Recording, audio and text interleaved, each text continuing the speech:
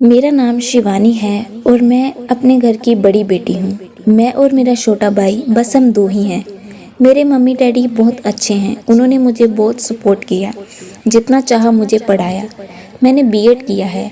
हमेशा से मुझे टीचर ही बनना था। मुझे बच्चे अच्छे लगते हैं।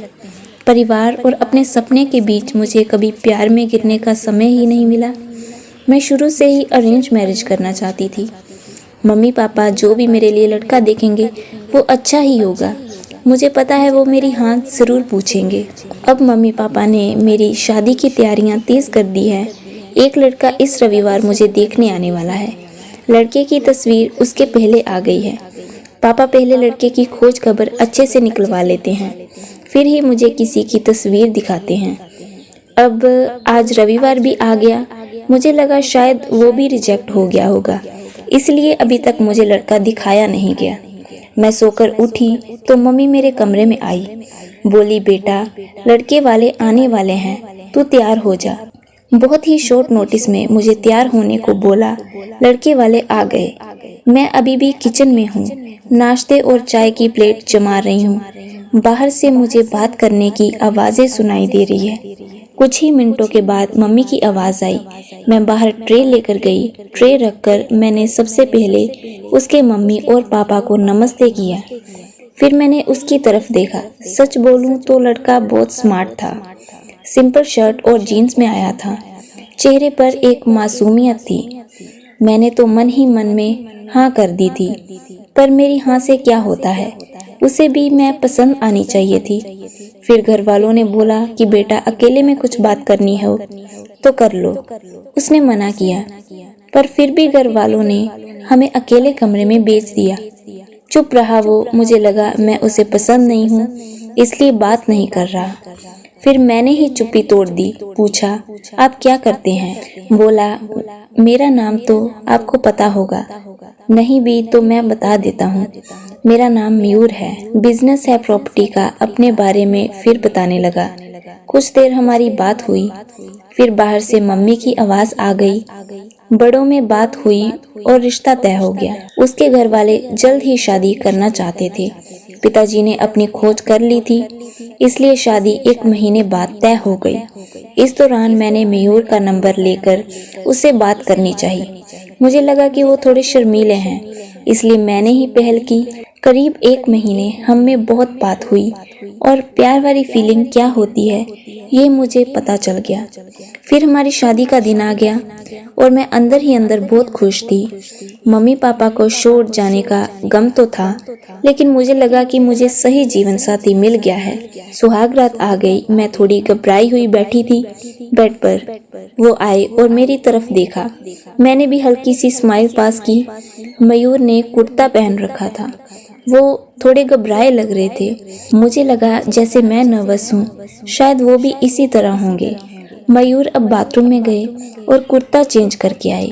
फिर मयूर आकर बोले कि बहुत थक गई होगी शायद, आज आराम कर लो। मुझे लगा वो भी थके हैं, इसलिए मैंने ज़्यादा सवाल जवाब नहीं किए। अगली सुबह वो बाथरूम में फ्रेश होकर नहाकर और कपड़े भी अंदर ही चेंज करके आए। मुझे थोड़ा अजीब लगा। फिर मैंने सोचा शायद उनकी ये आदत होगी। अगली रात फिर आई और मयूर ने फिर ऐसा ही किया। अभी तक वो मेरे पास भी नहीं आए थे। अब मुझे लगा कि मयूर कुछ छिपा रहे हैं, क्योंकि उसके चेहरे पर साफ दिखाई दे रहा है। अगली रात जब वो बाथरूम से कपड़े चेंज करके आए तो मैंने उन्हें टोक दिया। आप क्या छुपा रहे हैं? कुछ बात है तो आप मुझसे कह सकते हैं। वो बोले, बात तो है, जल्दी ही तुम्हें पता चल ही जाएगी, पर तुम्हें शायद बुरा लगेगा। मैंने बोला, आप नहीं बताएंगे तो ज़्यादा बुरा लगेगा। उन्होंने अपना शर्ट खोला और फिर उसे कुछ कहना नहीं पड़ा। मैं खुद ही समझ गई। उसके चेस्ट पर एक लड़की के नाम का टैटू था, रिया। अब मैं चुप हो गई और चुपचाप बेड के एक साइड पर सो गई। वो मुझसे बात करने की कोशिश करना चाह रहे थे, लेकिन फिर वो भी बेड के दूसरी साइड पर सो गए। अगले दिन मेरा मुंह उतरा हुआ था। मुझे इस बात का ज्यादा दुख था कि उसने मुझसे यह बात छिपाई। हाँ, हमें कम समय मिला, लेकिन फिर भी इतना समय था कि वो मुझे बता सकते थे। अगली रात वो फिर कमरे में आए। उसके आने के पहले ही मैं बेड के एक साइड पर सो चुकी थी। उन्होंने मुझे मेरी बाह पर हाथ लगाया और बोला, तुम चाहो तो हम बात कर सकते हैं। मैंने बोला, अब क्या बताओगे? वो बोले कि मैं उस लड़की से प्यार करता था, लेकिन रिया को हमेशा से विदेश में शिफ्ट होना था, इसलिए जब उसे मौका मिला तो वो चली गई। मैंने पूछा, वो तुम्हें छोड़कर किसी और के साथ चली गई? वो बोले, हाँ।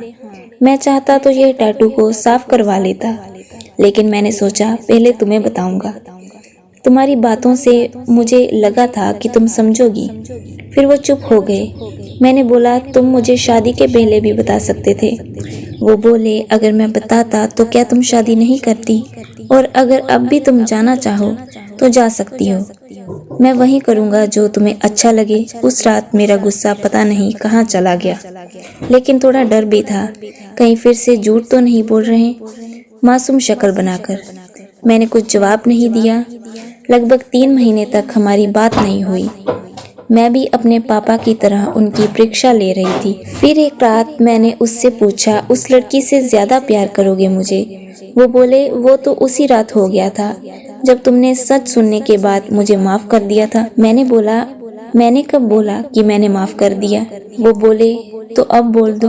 उनकी मासूम शक्ल ने मुझे उसके गले लगने पर मजबूर कर दिया। मुझे सच में अच्छा पति मिला है। आखिर अच्छे लोगों के साथ अच्छा ही होता है।